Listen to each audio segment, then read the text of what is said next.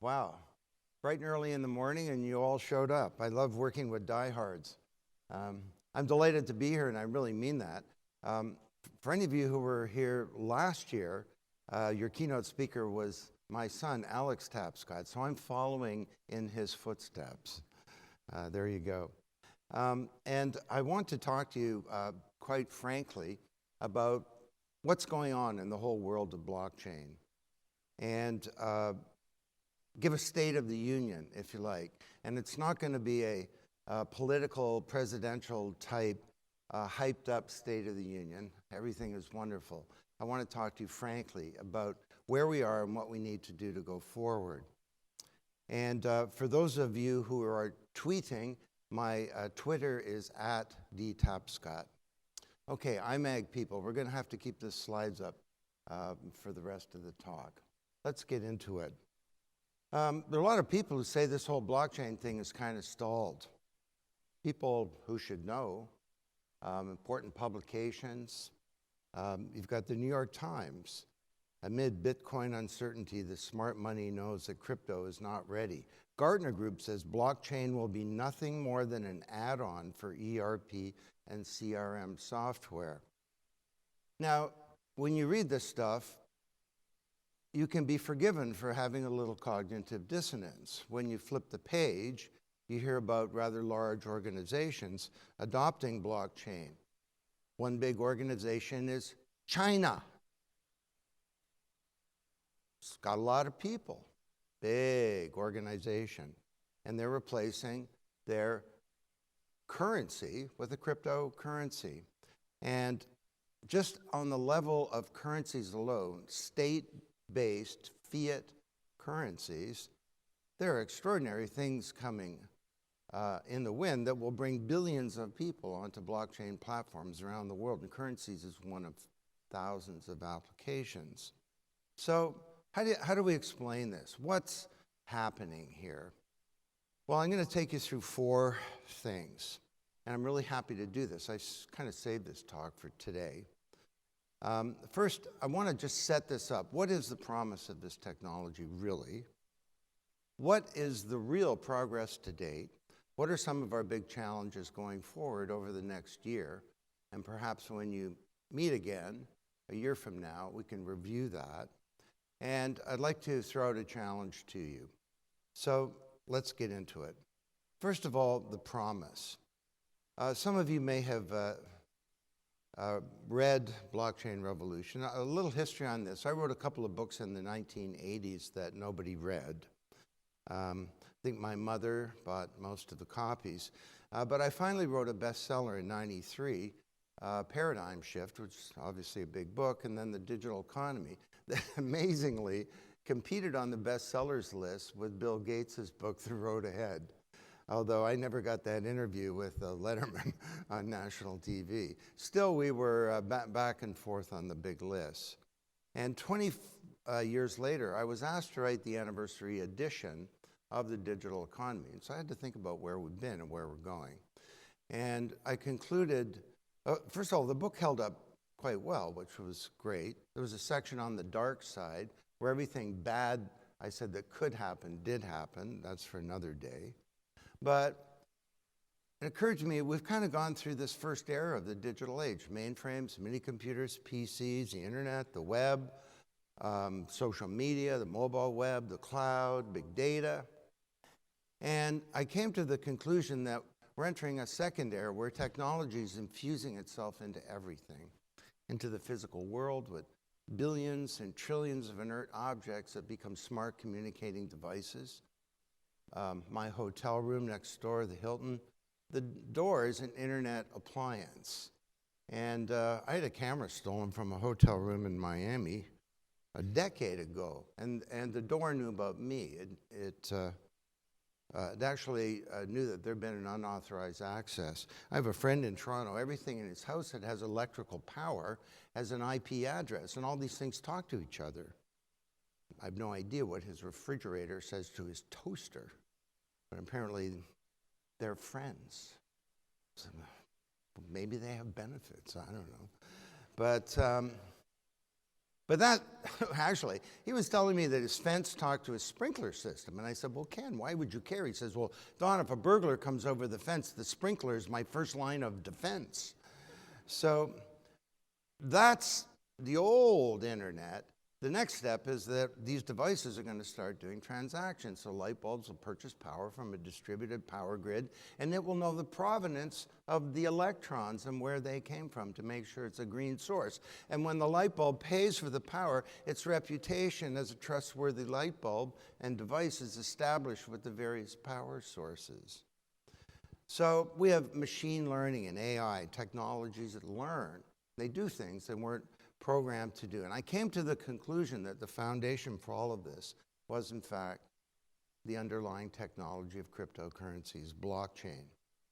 To me, this is not some interesting new technology. It's nothing less than the operating system for the second era of the digital age. We like to think of it as the second era of the internet. Now, let me explain that. For 40 years now, we've had an internet of information.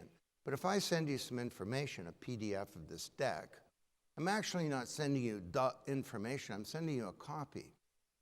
Even with a website, you keep the original. And that works fine for information, but when it comes to things that really matter in our economies, assets, things of value like money, or stocks, or bonds, or intellectual property, contracts, deeds, the data and our identities, cultural assets like art or music or votes. A vote's an asset, something of value that belongs to somebody. When it comes to assets, copying them is a terrible idea. You don't want someone copying your vote or your identity. And if I send you $1,000, it's really important that I don't still have the money, right? So cryptographers have called this the double spend problem for decades. The way we manage this problem is through intermediaries, banks, stock exchanges, credit card companies, various transfer agents and escrow agents and governments and social media companies now perform all of the business and transaction logic for every type of commerce. They identify the party you are, who you are. They identify the asset, that's a dollar. They clear and settle transactions. They keep records. And overall, they've done a pretty good job. But there are growing problems. There are two kinds of these companies because they're based on central systems. Those that have been hacked and those that will be hacked. And this is a big, big problem. Secondly, their behavior is not what we need them to be. So in 2008, they almost brought down capitalism. I don't know if you remember where you were 11 years ago and plus a month. September 16th, 2008, I was on the stage giving the closing keynote at SIBOS, 10,000 bankers. And they were, 2 days earlier, Lehman Brothers had crashed. And I looked out at this sea of deer in the headlights. Actually, there's some empty seats there on the right, you can see, because 2,000 people lost their job the day before. And I gave a critique of the banking system, but we didn't really have good solutions back then, other than that they should behave well. But take that group of intermediaries. They exclude a couple of billion people from the global economy. They slow things down. Why does it take 47 days for money to go from a Filipino housekeeper in Cleveland to her mom in Manila? And why is she charged 10 to 20%? Anybody ever hear of cross-border email charges? And the biggest problem to me is that we create this data, they capture it, and it means that we can't use the new asset class of the digital age that we created. We can't use it to plan our life, we can't monetize it, it's not secure, and our privacy is being undermined. So, what if there were not just an internet of information? What if there were an internet of value? Some kind of vast global distributed ledger where anything of value, from money to stocks to music to votes, could be managed, stored, transacted in a secure and private way. Well, as most of you know, that's where Satoshi Nakamoto comes in. 2008, he writes a paper, she writes a paper, anonymous person or persons, that cracked the double spend problem. To me, this was the biggest innovation in computer science in a generation. And The pony here is not Bitcoin, of course, or even currencies. It's this underlying blockchain technology. Why? Because for the first time in human history, people, individuals, organizations can trust each other, do transactions peer-to-peer. And trust is not achieved by an intermediary necessarily. It's achieved by cryptography, collaboration, and some clever code, which is why we call it the trust protocol. This is a native digital medium for trust.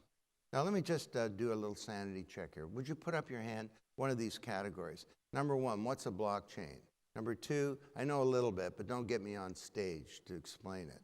Number three, I'm quite knowledgeable. Number four, this is my world, okay? Number one, what's a blockchain? Few. Number two, I know a little bit. Oh, okay. Number three, I know a lot. Number four, this is my world. Okay, most of you are number two. So at this point, you're probably wondering, even after a day and a half, just a second, how is that possible? How can I send money from my mobile directly to your mobile, and you have 100% cryptographic proof that you now have the money and I no longer have the money, and there's nothing in the middle. There's no intermediary, just some software. Well, you know Mark Twain, he wrote a letter to a friend. He says, I'm sorry I wrote such a long letter. I didn't have time to write a short letter. I'm going to explain this to you in 2.5 minutes, okay? Set your stopwatch. And the blockchain that I will describe is Bitcoin. It's one of hundreds and hundreds of blockchains now, but it was the first one up. So that's the one that we'll talk about. All right, that $1,000. I send it to you, and it's broadcast out to a global network of millions of computers all around the world. And there is a subset of these computers and people called miners. And these miners have vast computing power, estimated to be 20 times bigger than Google. And the miners do a lot of work to validate that transaction. Their computers do. And every 10 minutes, sort of like the heartbeat of a network, a block gets created, and it has all the transactions from the last 10 minutes. The fact that I sent you $1,000. But ultimately, it could be that two people bought and sold stock, or got married, or registered a land title, or a light bulb bought some power from the house next door, from the roof. And this block becomes the foundation where the miners compete to validate the block. And the first miner to come up with consensus on the network is rewarded some of the cryptocurrency from that blockchain. And then, this is the important part, that block gets connected to the previous block with a chain of blocks. And the block is only valid if it references a previous block. So if I wanted to hack that block and take that $1,000 and send it to everybody in this room, if I wanted to commit fraud, I'd have to hack that block plus the previous block plus the previous block, not just on one computer, but across millions of computers all around the world, each one using the highest level of cryptography, while the most powerful computing resource in the world is looking at me to make sure I don't mess around. And I'm not going to say that's unhackable, but it's infinitely more secure than the computer systems you have in your company today. That's how a blockchain works, one. So I came up with this great analogy on why it was so hard to hack. But then, you know, John Oliver, late night TV, he did a whole show on blockchain. He had some fun with my analogy, so I don't really use it anymore. Let me just play that for you. And because of the complicated process the network uses to verify records, it is very secure. Now relax, I'm not going to get into what that process is or how it works, but I will share a really helpful, really dumb metaphor for why it is safe. The way I like to think of it is that a blockchain is a highly processed thing, sort of like a chicken McNugget. And if you wanted to hack it, it'd be like turning a chicken McNugget back into a chicken. Now, someday someone will be able to do that, but for now, it's going to be tough. Hold on. That is an absolutely horrible thought. So why is that reporter so happy about the idea? Because if anyone ever figures out how to turn a chicken McNugget back into a chicken, that chicken is going to be up. He's going to spend the rest of his life suffering from PTSD and writing haunting poetry about the experience. The things I saw, buck, buckaw. My body is whole, but what of my soul?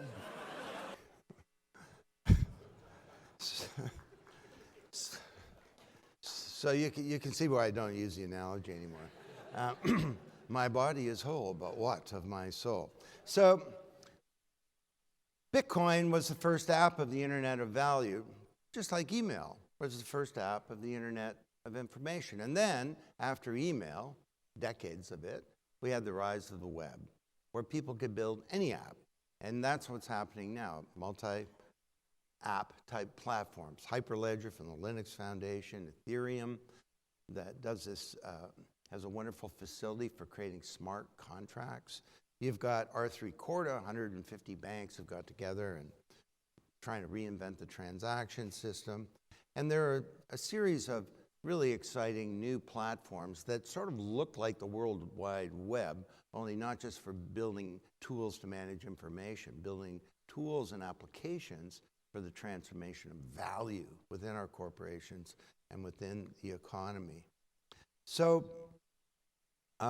whoops. Let's just go back there. Don't want to. So I got lucky with the timing of this book, and it did become the big book on blockchain. If any of you want to get it, the new edition has a yellow banner on the top and 25,000 new words in there. The very best way to get it is in massive volume, okay? It's not too late. Christmas. I know some of you have friends. Do you care about your friends? Seriously, no. Seriously, I'm very excited. And you heard it here first. I'm announcing it today. January the 23rd. You can pre-order it now on Amazon. Is this amazing new book about the transformation of capital, basically, that's done by Alex Tapscott. Okay, so what does all this do? I'm going to have to speed this up a bit. Well, everyone thinks, well, this is about the financial services industry, because they're certainly a big class of intermediaries, and it's true. Does anyone recognize this machine on the screen? It has a name. A Rube Goldberg machine. It's an American inventor and cartoonist. Created all these ridiculously complicated machines that would do something really simple, like open a door or crack an egg. And I look at the financial industry and I think, I see this, basically. You know, you tap your card in a Starbucks and a bunch of messages go through half a dozen companies, and 3 days later or 2 days later, a clearing and settlement occurs. Imagine if all of that were a distributed ledger. There would be no 3-day settlement period because the payment and the settlement would be the same activity, just a change to the ledger. There would be no counterparty risk of all these companies. That's what almost got us in 2008. There would be no delay, no cost, and so on. So this is a slide that's built off Alex's new book, talking about what the whole financial industry does. And he says, really, it just does 9 things. It's an industry that authenticates and identifies value. You are who you are. This is a stock. It stores value, it moves value, it lends value, funds and invests value, exchanges value, stock markets, various marketplaces. It insures value, the insurance companies reinsures, analyzes value, all of the analysts that look at value and try and understand it. And then it accounts for value, big auditing and accounting companies. Now, if we had a different day and a different talk, I could go through these and talk about what's going on in each of these areas. But in every one of them, it's just not true that nothing's happening. There are huge things that are underway. Trade finance, for example, where you have trains and boats and planes and trucks and escrow agents and tax authorities and so on, moving stuff around and sending faxes and emails and accessing databases, and there's physical paper. Imagine if all of that were a shared state, a shared network state, where real time you could see what's going on, where there was a single version of the truth, where you could have smart payments, micropayments, and so on. So, and of course, a really big one has to do with venture capital and the way that funds are being raised right now. This year, it's roughly probably $15 to $20 billion in venture raised through token offerings. Now, I want to say a word about this because people tend to differentiate crypto from blockchain. Some people say crypto bad, blockchain good. And we don't buy that either, because what we're doing is the digitization of physical assets. You know, your money right now is not digital. What you have is a pointer to a promise to deliver money from a computer system to you. But the money is not actually in the computer. It's not like cash. Cash is a bearer instrument. I have some cash in my pocket. I'm the bearer of this cash. I own the cash, and it's with me. And that's what's happening now with digital assets. So sure, you have currencies. The amazing thing about Bitcoin is that it just works. But we have tokens that run on platforms. Like Ethereum has a token called Ether that enables smart contracts to work. It's not really currency. You have utility tokens. Golem wants to replace the Amazon cloud with a distributed network where you put your computer onto the network. They need a token to incent you to do that. There are security tokens, and Hester Peirce yesterday gave a brilliant discussion of this. There was a token offering this year over $1 billion. There was no investment bank, no stock market, and no stock. But people were investing in the company.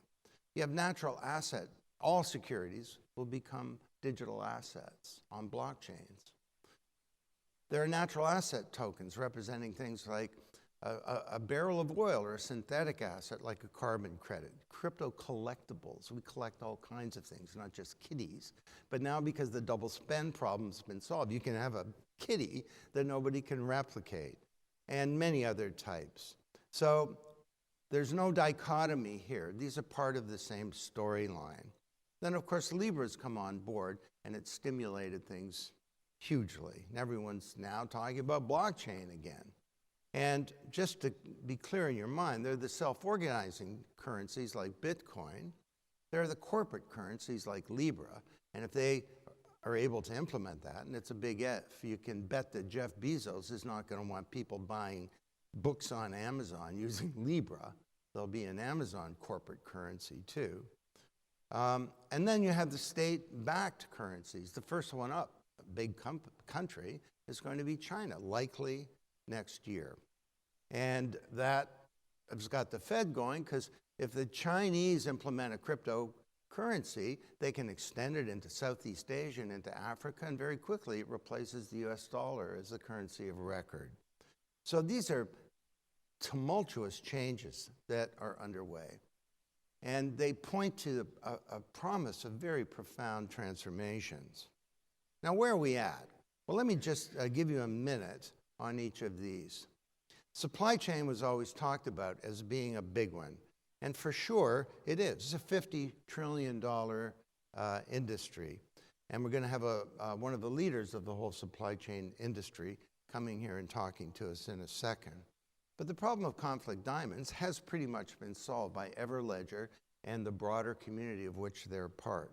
The IBM Food Trust is now extending out throughout Walmart into all kinds of areas. This is really happening. These are not pilots, people say. These are full operational systems. If you had fish in Cleveland last night, chances are 25% of the time it's labeled incorrectly. It's cheap fish labeled as good fish, or it's endangered species labeled as okay species.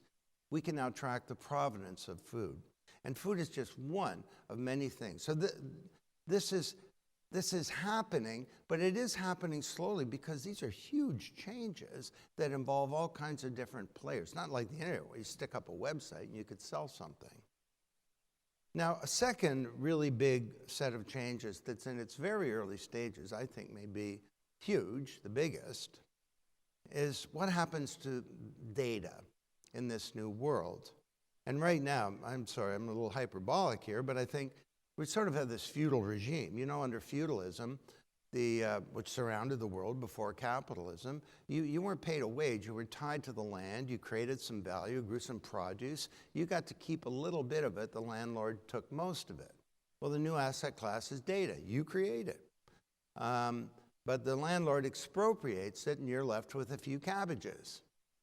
And that's a problem because you can't use the data to plan your life, you can't monetize it, and there's a bifurcation of wealth that's happening now all across the Western world as these huge companies that own this new asset class are getting wealthier and wealthier, over $1 trillion, you heard earlier.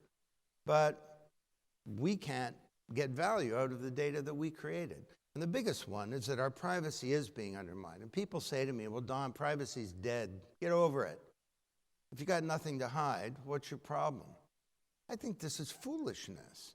Privacy is the foundation of freedom, and all this data represents our identities. We need to get our identities back so that we can manage them responsibly for ourselves. Well, one of the most exciting things happening is a whole bunch of initiatives towards creating a self-sovereign identity. Now, this is a big deal. This is the holy grail, and it's not going to happen overnight. And it's not happening because some governments are top-down creating it. It's happening in all kinds of molecular ways, and I'll talk about that in one right now, which is in health. So you've got, first of all, these are 5 areas where big things are underway. And health may turn out to be a or the killer app for blockchain. So the 7th highest ranked hospital in the world, the University Health Network, is in Toronto. The US has some big ones, Cleveland Clinic, the Mayo Clinic, and Johns Hopkins. But at the University Health Network, they have a patient record where before you leave the hospital after an x-ray, your radiology report is in your record. You can see it. The next step is to move that to blockchain, whereby you can only see it. You own it. You can send it somewhere and get a second opinion. Give it to another hospital. You can anonymize it and sell it if you want. You could donate it to science. You own your data. After all, it is your body. The data did come from your body, right?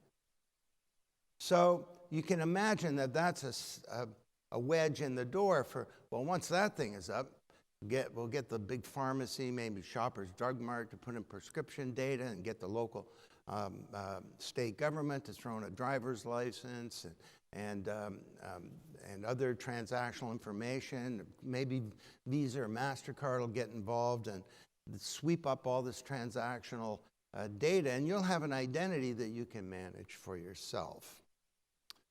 This is one that we've talked about a lot in Blockchain Revolution, and it's moved slowly. Land titles was a big one, we thought.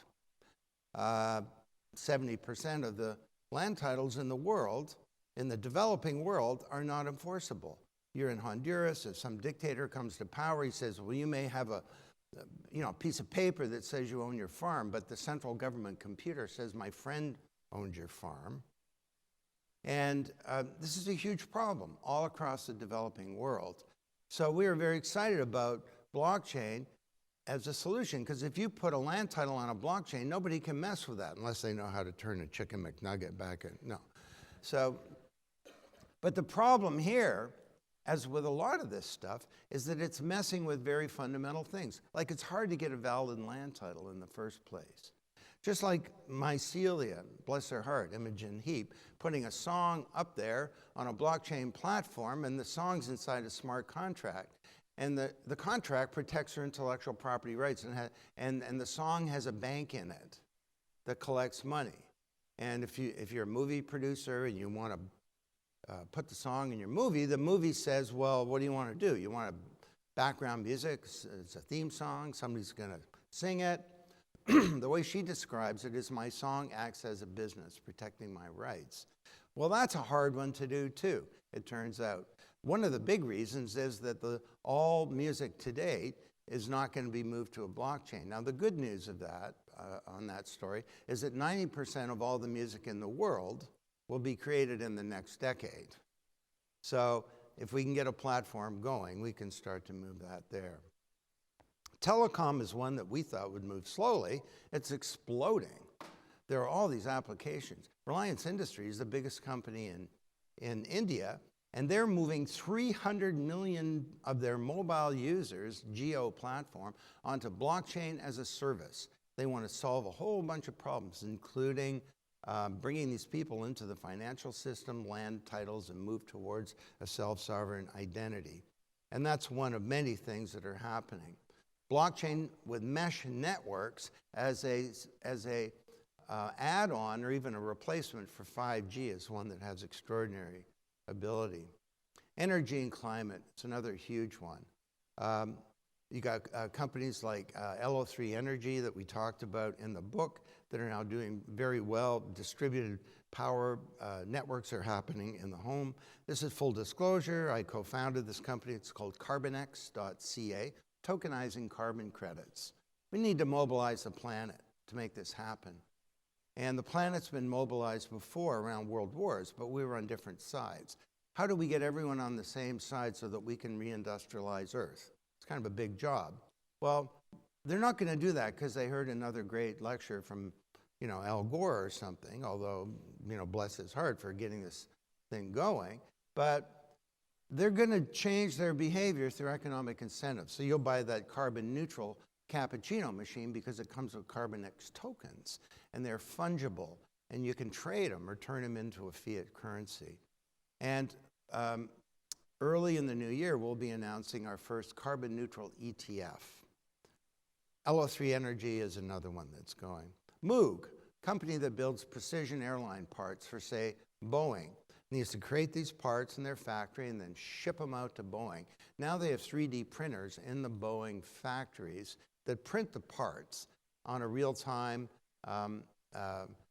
ready basis. And the whole transactional platform for knowing the provenance of the parts and doing all the commerce and so on is now handled through blockchain. So who would have figured manufacturing is one where there's some pretty interesting things that are happening. It's not a pilot. Sorry, Gartner.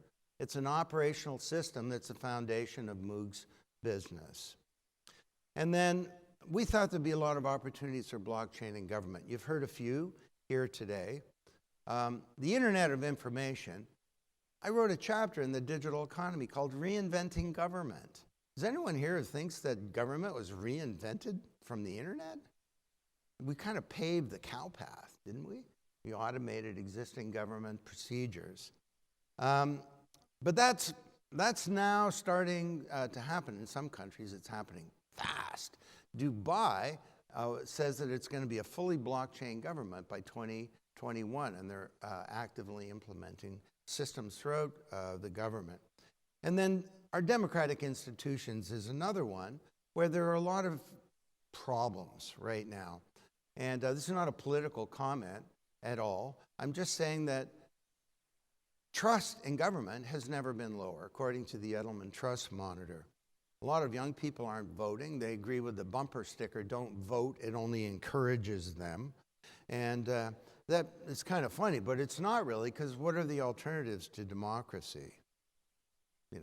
Should we have religious governments, maybe jihadist governments, or how about anarchy? No governments. Maybe we should go back to some kind of Bolshevik model.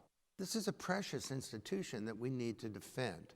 And there are a lot of big problems with it, and that's a topic for another day. But one of them is that politicians tend to not be accountable to citizens. They're accountable to the people who put them into power. So blockchain is not a solution to anything.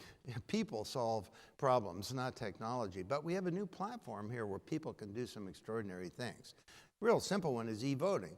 The Rock and Roll Hall of Fame in Cleveland held a contest to see who should be brought into the Rock and Roll Hall of Fame. The band Chicago got more votes than all the people in the world who've ever heard of Chicago. So I'm not saying they're not a good band, but just clearly the double spend problem had not been solved. So they moved to a blockchain platform for their voting. And we could have smart votes. You can have smart money. You send your kid off to university, you hope that he'll use the money for books and tuition and not in the bar.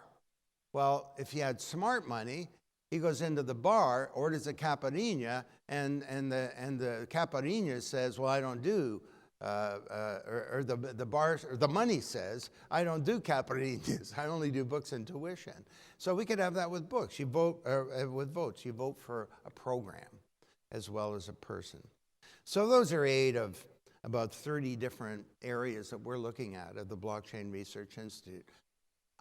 I would call it uneven and combined development. Spectacular, powerful, game-changing things in some areas, and in others, it's a big, big challenge. So why is this happening, and what are the big difficulties? Well, first of all, let's be frank. We got an image problem. It's not just that there has been a lot of hype, which is predictable on this stuff, but criminals use this technology to do stuff. Now, they're not very smart because the FBI loves Bitcoin compared to cash. Because if you and I do an illegal transaction, no one knows who you and I are, but there's a record of the transaction, which doesn't happen with cash.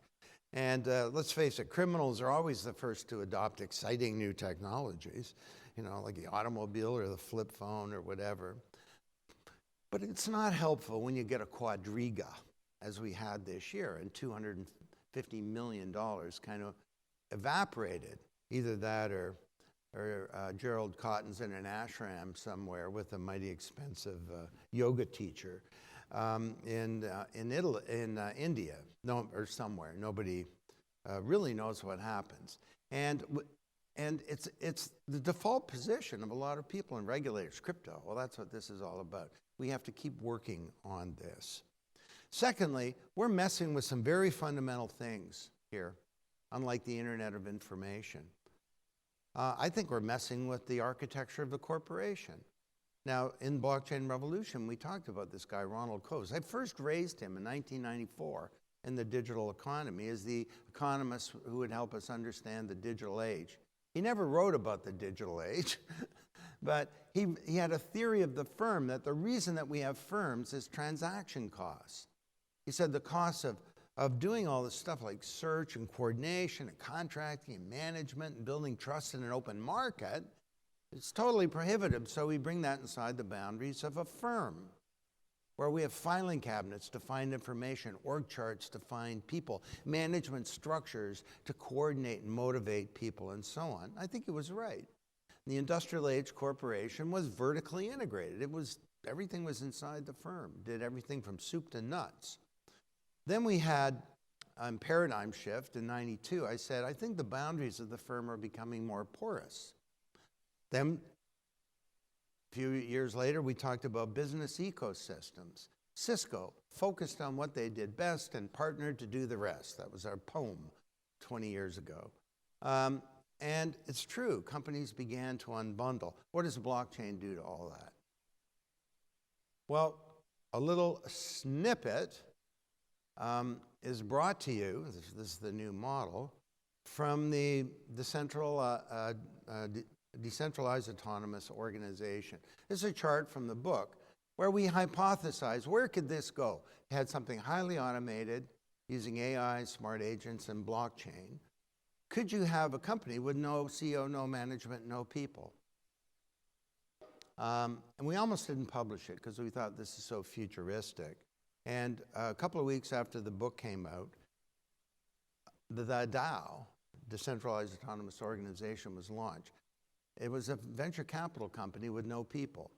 It raised $164 million through a crowdfunding campaign and went about its business. Now, those of you who know the story, it's not a happy ending because there was a coding error in the smart contract facility, and a hacker got in there and started showing signs of being able to do grief. And so the creators of the DAO shut it down and gave the money back to the investors. But the fact that something like this could exist, we're in the early days of a profound change to the deep structure and architecture of the corporation, of how we orchestrate capability in society to innovate, to create goods and services. This is going to take a while. You don't just put up a website, dogfood.com. Thirdly, there are some technical problems that we need to keep working on. Now, there's good progress here, but these two are linked, because if you don't have interoperability, you can't really get scalability. You have all these different silos, and each one is not really able to do the transaction volume to replace something like, say, Visa. But there are some amazing new platforms that are coming out that are targeted at solving this. The first quarter of this year, it's said that Cosmos will be launching its Internet of Blockchains that will link these things together. And you got extraordinary things like Consensus Systems, the Ethereum development studio, partnering with Hyperledger to create Besu, which is basically enabling these two platforms to come together. So there's good progress here, but it's slow. You know, I think about this as 1995. Didn't you remember what the web looked like in 95? You put up a website and it was dial-up. And it would load on the flash forward 45 seconds screen. Well, people would say to me, I'm never going to use that stupid thing. I just watch television. It's really fast. Well, it's the same kind of thing. We're in the early days. And then I'd like to end with this topic of the challenges of governance. Now, by governance, I'm not talking about how do we get a government to run all of this. I'm talking about the stewardship of a resource. And the way Pinder Wong describes it, for those who hate the word governance, is just because it's decentralized doesn't mean it has to be disorganized. Everyone in this room is part of a movement to steward this resource forward. Now, how are we going to do that? Well, look to the way the internet is governed. There are a whole bunch of networks that collectively steward the internet. You got standards networks like the Internet Engineering Task Force. You got knowledge networks like the Internet Society. You got delivery networks like ICANN. They just deliver stuff, domain names. Advocacy networks, Electronic Frontier Foundation. Policy networks like the Internet Governance Forum. Together, they govern the internet. They do a pretty good job. Well, with blockchain, we need to build up these networks. And it's even more complicated because the internet is a network of similar networks. With blockchain, it's different, the impact's bigger. So bear with me for a minute here, because this is really important. I haven't really explained this before. But you have to come up with standards and governance at the platform level. So something like the Ethereum Foundation is governing Ethereum, okay? Then we need, with blockchain, standards and governance at the application level. Because FedEx, you know, the CIO there, Rob Carter, says, it's not like the old days. We'd create a great system, stick a FedEx logo on it, take it to market. He says, we're rebuilding the entire logistics industry. We need the whole industry to come along, and they're partnering with their fierce competitors to do that. So this is a whole new area of ecosystem or application governance. Well, that's me giving an award. our Enterprise Blockchain Awards to Dale Christie as an exec at FedEx. And then you've got Ethereum, bless their hearts, the EEA, Enterprise Ethereum Alliance, creating a standard for tokens that's not just for Ethereum, but it's across the whole industry. And then you have governance at the level of society, all the things that we need to do to create good use cases and great knowledge. So the Chamber of Digital Commerce, you heard yesterday from Perry-Ann Boring. It's an extraordinary organization that's helping try to get good regulation. And this is, 4 years ago now, Alex and I brought together a bunch of leaders of the whole blockchain community, including there's Perry-Ann and Brian Bellendorf from Hyperledger and Joe Lubin from Consensus. And we said, look, we need to address this issue. And we created something called the Muskoka Group in a manifesto. That led to a whole bunch of initiatives in the industry. One of them was the creation of the Blockchain Research Institute. You can learn more about it at muskokagroup.org. Then the World Economic Forum asked us to write this up. So this is a really important document, realizing the potential of blockchain, and it's publicly available through the World Economic Forum. Okay, just to wrap up then, I'll just tell you a little bit about what we're doing to address this big, high-level governance thing. We created the Blockchain Research Institute, and it came out of the Muskoka Group. And we're doing 110 projects having to do with use cases, challenges, and all the stuff, basically, that I've been talking about. We've also decided that education is a big problem. So we partnered with Coursera, the largest provider of online courses, and INSEAD, who's the founding academic partner of the Institute.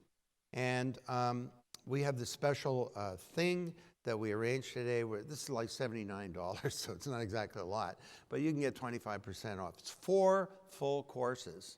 It costs us almost $1 million to develop these courses, and they're getting top ratings. Coursera says it doesn't get better than this. It's got 250 videos, 250 quizzes, and we're very proud of this. So if you want to learn more, that's a great way to do it. So, stewardship, it's a big challenge. The final one is, over and over again, in our work around the world, when we ask people, what's the #1 problem? They say the regulatory environment. Regulators lack knowledge. A lot of them are hostile towards this technology. And there's a lack of clarity, as we talked about yesterday at Hester's talk. You have all kinds of different regulatory institutions. With the internet, you didn't run into those things at all. But with blockchain, you're going to raise some money, you're going to deal with the securities people, and if you're raising money, then the revenue people are going to want to tax it, and you've got, if you're raising money offshore, there's all kinds of international agencies and others that are going to get involved. And Hester yesterday, I don't know if those of you were here, said that these sandboxes that have been created by the regulators aren't really helping solve the problem, because you get brought into an environment to invent a new business, and in the room are a bunch of lawyers and regulators. Their job is to prevent the creation of new businesses, right? So they're going to do everything possible to try and constrain that, which is why, well, in this census that we did in Canada, just published it a couple of months ago, there were hundreds of people who tried to go into these sandboxes and only 3 that got out.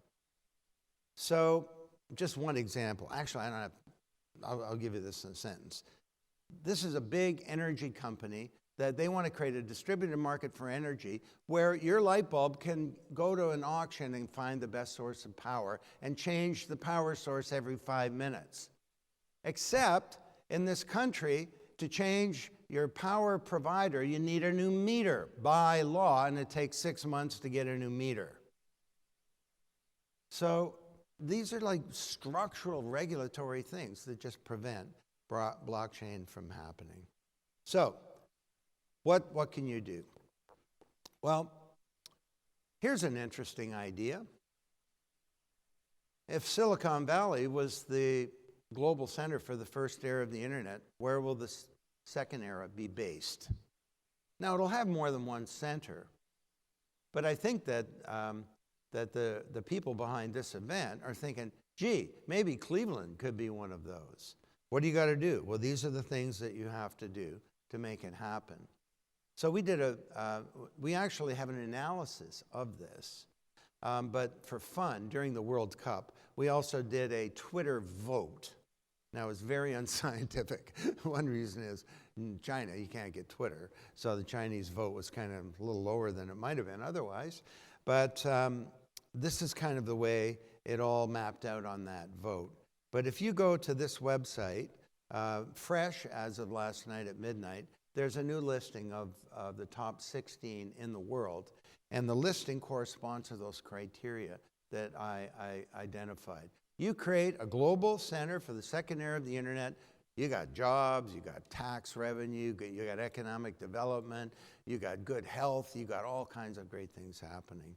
So the stakes are very, very high. And that's why this particular event is, as a punctuation in the process of building this region, is so important.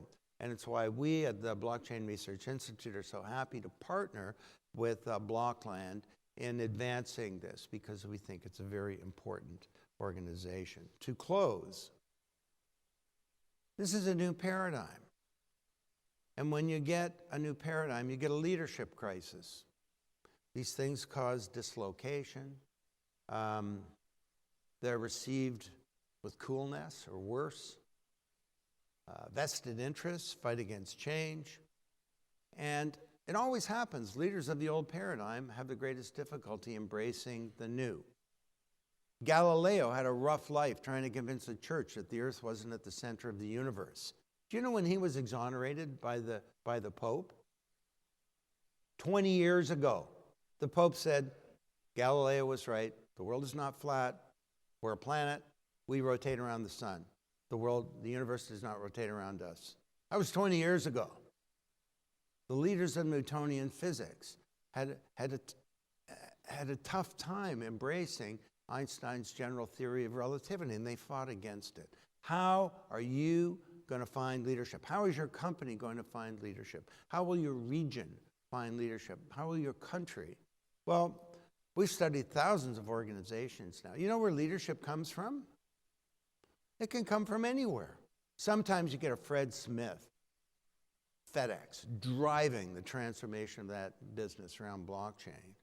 But often it's just somebody who documented a story of a clerical secretary. He's the key person in the transformation of a division of one of the biggest banks in the world. And she had what it took to be a leader. She willed it. The person at the top can't learn for the organization. Things are getting too complicated, which is why leadership is each of our personal opportunity if we will it. Can you do this? My view is that the future is not something to be predicted. It's something to be achieved. And we can achieve a new future. We're not going to solve problems through technology, but once again, the technology genie has escaped from the bottle.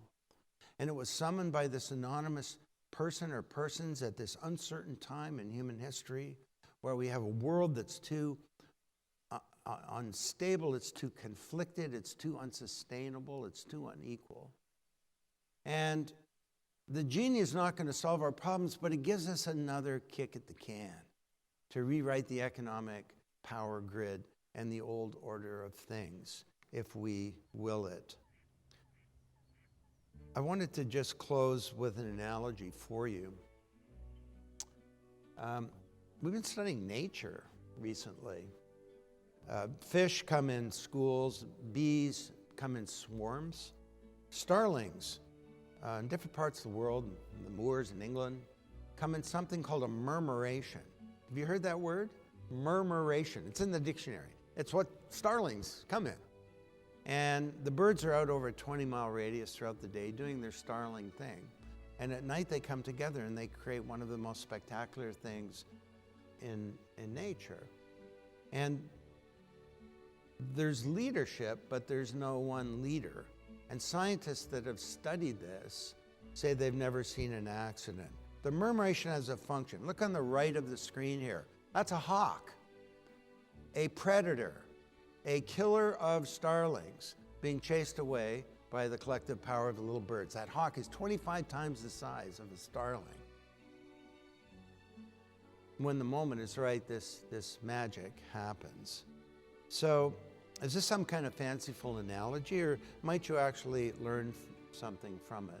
Well, the murmuration functions according to these principles of the trust protocol that I've implicitly shared with you today. Remember I said trust is not achieved by an intermediary, it's achieved by collaboration, by cryptography and code. There's some code in the DNA of the birds that gives it rules.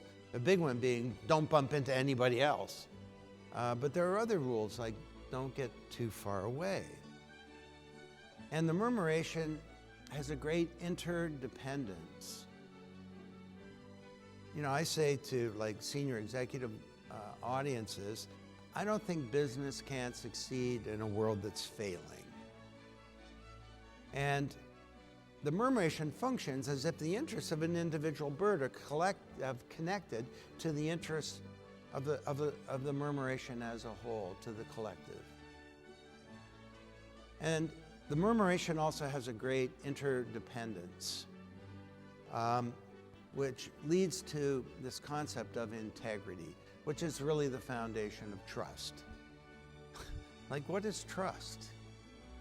The trust protocol? It took me 2 months to write this sentence. Trust is the expectation that the other party will act with integrity. Trust is the expectation that the other party will act with integrity. They'll do the right thing. They'll be honest, considerate of your interests, and abide by their commitments. That's what integrity is. That's why a little bird will chase after a killer 25 times its size, because it knows that the other birds will do the right thing. They will have its back. So imagine if we could connect ourselves in a company, in a city, on this planet with some kind of new network of glass and air and cryptography and code that can learn. What kind of problems could we solve? You know, I look at this thing and I get a lot of hope that maybe this smaller, more decentralized world that our children and grandchildren inherit might actually be a better one. And this age of networked intelligence might be an age where the promise of digital is finally fulfilled. And the peril is unrequited. Let's do this. Thank you.